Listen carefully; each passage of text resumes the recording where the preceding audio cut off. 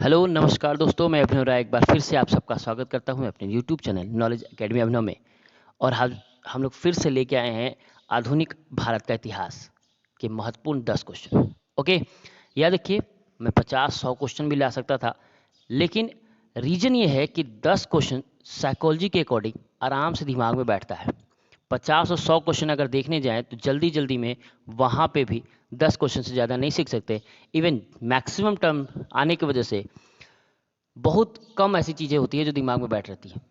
Okay, तो यहाँ पे क्या है कि 10 क्वेश्चन आप मुश्किल से 10 मिनट में आप देख लोगे, और 10 मिनट में ये पूरा का पूरा जो निचोड़ है, पूरा का पूरा जो क्वेश्चन है वो आपके दिमाग में बैठेगा भी, क्योंकि आप आराम से देख रहे होगे, जल्दीबाजी नहीं होगी आपके दिमाग में। ओके, तो यही रीज़न है कि मैं 10 क्वेश्चन से ज़्यादा लेके नहीं आता। ओके, तो चलिए फिर से स्टार्ट करते हैं आधुनिक भारत का इतिहास, और इसी तरह 10-10 क्वेश्चन करके मैक्सिमम क्वेश्चन आप कर ले जाओगे और बहुत अच्छी तैयारी हो जाएगी आपके एग्जाम के लिए। ओके, तो चलिए वीडियो को आगे बढ़ाते हैं। पूरा वीडियो जरूर देखिएगा, प्रश्न बहुत अच्छे हैं, एक्सप्लेनेशन बहुत अच्छे हैं, ताकि आप मैक्सिमम चीज़ें सीख सकें। ओके, तो चलिए स्टार्ट करते हैं। फर्स्ट क्वेश्चन है, मुस्लिम लीग की स्थापना किस के वायसराय काल में हुई थी? याद देखिएगा, उस समय वायसराय कौन था? लॉर्ड हार्डिंग द्वितीय, Lord Chelmsford, Lord reading, Lord Minto द्वितीय।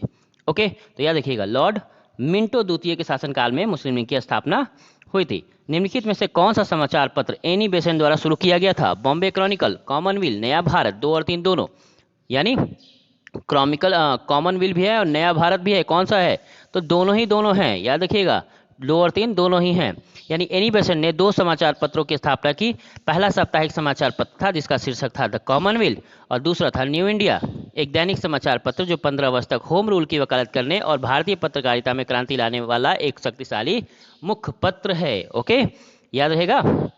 नेक्स्ट, भारतीय राष्ट्रीय कांग्रेस का जन्म राजनीतिक जागृति की प्रक्रिया के परिणति थी, जिसकी शुरुआत 1860 और 1870 के दशक में हुई थी। इस संदर्भ में निम्नलिखित कथनों पर विचार कीजिए। ओके, तो कथन क्या है? भारतीय राष्ट्रीय कांग्रेस का जन्म राजनीतिक जागृति की प्रक्रिया के परिणति थी, जिसकी शुरुआत 1860 से 1870 के दशक में हुई थी। तो इस अवधि के दौरान युवा और अधिक कट्टरपंथी राष्ट्रवादी बुद्धिजीवियों ने राजनीति में प्रवेश किया। कुछ पुराने संगठन प्रतिक्रियावादी और मरणासन हो गए। सर्वप्रथम अंग्रेजी समाचार पत्रों की स्थापना इसी काल में हुई थी। तो कौन कौन से सही हैं? केवल 1 और 2 सही है, केवल 2 और 3 सही है, केवल 1 और 3 सही है, या 1, 2 और 3 सब सही हैं? तो याद रखिएगा, केवल 1 और 2 ही सही है।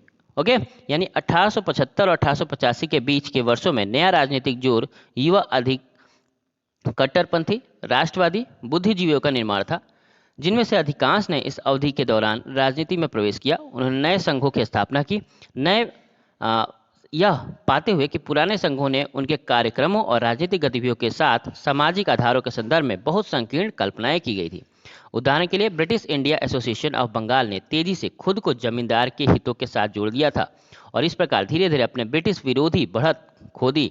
बम्बई एसोसिएशन और मद्रास नेटिव एसोसिएशन प्रतिक्रियावादी और मनासन हो गए थे, और इसलिए सुरेंद्र नाथ बनर्जी और आनंद मोहन बोस के नेतृत्व में बंगाल के युवा राष्ट्रवादियों ने 1876 में इंडियन एसोसिएशन की स्थापना की। मद्रास के युवा लोगों ने एम वी राघवाचार्य और जी सुब्रमण्यम अय्यर, पी आनंद चार्लू और अन्य ने मद्रास महाजन सभा का गठन किया 1884 में। ओके, याद रहेगा, बहुत ही बेहतरीन क्वेश्चन है ये। और एक्सप्लेनेशन देखिए, बहुत ही चुनिंदा एक्सप्लेनेशन है, अगर आप ध्यान से देखें तो इससे भी बहुत क्वेश्चन बन सकते हैं। ओके, और स्वतंत्रता संग्राम के संघर्ष पेंगुइन के बुक से ये लिया गया है। नेक्स्ट है, दी गई जानकारी की सहायता से भारत के प्रसिद्ध वायसराय को पहचाने। इन्होंने इल्बर्ट बिल पेश किया। इन्होंने स्थानीय स्वशासन पर प्रस्ताव पारित किया। उन्होंने शैक्षिक सुधारों के लिए हंटर आयोग की नियुक्ति की। ओके, तो बहुत ही बेहतरीन सा क्वेश्चन है ये, आए हुए क्वेश्चन है। तो कोड बताइए, लॉर्ड मेयो है, लॉर्ड लीटन है, लॉर्ड डफरिन है, या लॉर्ड रिपन है? जल्दी से बताइए, बहुत इंपॉर्टेंट क्वेश्चन है ये। ओके, तो कौन है ये? Lord Ripon. तो सही उत्तर है लॉर्ड रिपन। यानी लॉर्ड रिपन के शासनकाल के कार्यों पर ध्यान दें तो वर्नाकुलर प्रेस एक्ट 1882 में निरस्त कर दिया। बहुत ही बेहतरीन क्वेश्चन, बहुत बार आया हुआ क्वेश्चन है ये भी। 1882 में एक प्रस्ताव ने भारत में स्थानीय सुशासन की स्थापना स्थापित की। शिक्षा में सुधार के उद्देश्य से 1882 में हंटर कमीशन आया।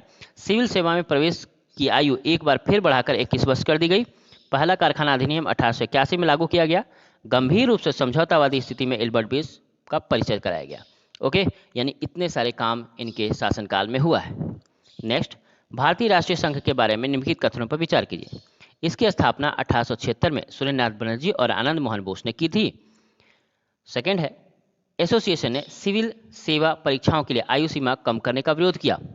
तो राष्ट्रीय संघ के बारे में क्या कथन, ये दोनों सही है, एक सही है, केवल दो सही है, केवल एक और दो दोनों सही है, ना तो एक ना तो दो सही है, यानी सही क्या है, तो एक और दो दोनों सही है।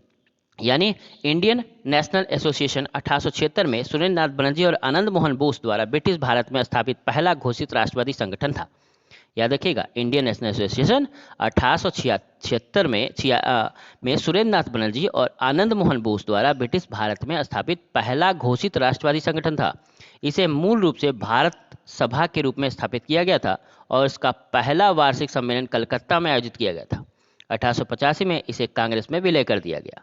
ओके, नेक्स्ट, अंग्रेजों ने हुगली बंगाल में फैक्ट्री कब स्थापित की? 1585 में, 1600 में, 1651 में, 1667 में। जो भी हिस्ट्री पढ़ रहे हो एक बार इस क्वेश्चन को तो जरूर अटेम्प्ट करेंगे और मुझे लगता है कि सबके सबका सही करेंगे।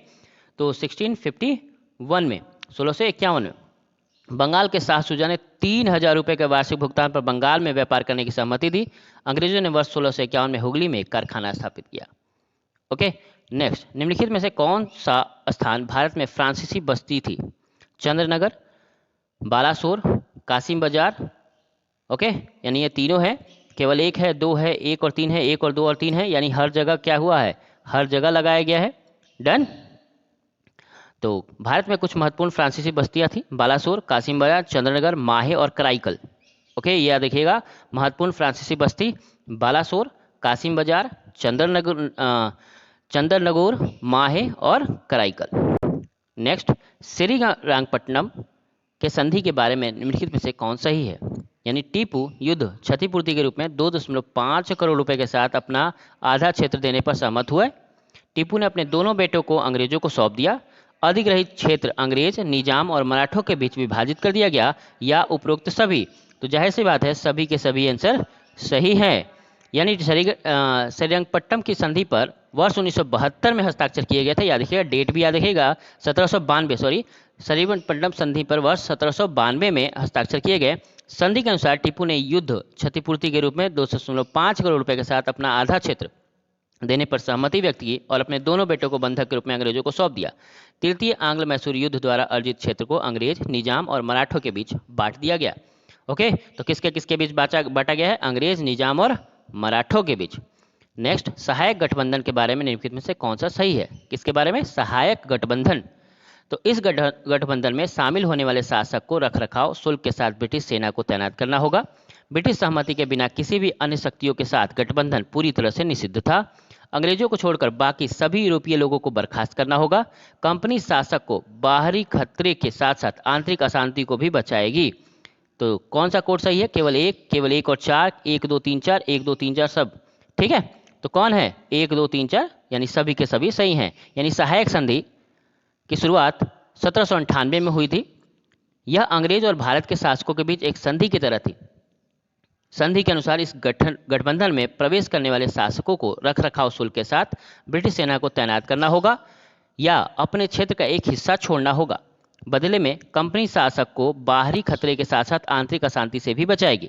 ब्रिटिश सहमति के बिना किसी भी अन्य शक्तियों के साथ गठबंधन पूरी तरह निषिद्ध था और ब्रिटिश को छोड़कर अन्य सभी यूरोपीय लोगों के क्षेत्र से बर्खास्त करना होगा। हैदराबाद के निजाम 1798 में संधि पर हस्ताक्षर करने वाला पहला व्यक्ति था। याद रखिएगा, हैदराबाद का निजाम 1798 में संधि पर हस्ताक्षर करने वाला पहला व्यक्ति थे। ओके, नेक्स्ट और लास्ट, निम्नलिखित में से किस पेशवा के समय मराठा शक्ति अपने चरम पर पहुंची? बालाजी विश्वनाथ, बाजीराव प्रथम, बालाजी बाजीराव या बाजीराव द्वितीय? किसके शासन में हुआ? बाजीराव। ओके, तो वर्ष 1760 में बालाजी बाजीराव के समय मराठा शक्ति अपने चरम पर पहुंच गई। यह भी कहा जाता है कि उनके समय में मराठा साम्राज्य को भयंकर विपत्ति का सामना भी करना पड़ा था। ओके, दीपिका पादुकोण आ गई थी। चलिए खैर, हो गया। तो ये 10 क्वेश्चंस इंपॉर्टेंट है और इसी तरह से धीरे धीरे बहुत ज़्यादा आप मैच्योर हो जाओगे, बहुत ज़्यादा तैयार हो जाओगे, जिससे आपके पेपर में कोई प्रॉब्लम नहीं आने वाला। तो आज के लिए इतना ही, धन्यवाद। और वीडियो अगर अच्छा लगे और क्वेश्चंस के जो मैटर हैं वो अच्छे लगे तो लाइक ज़रूर कर दीजिएगा। तो धन्यवाद।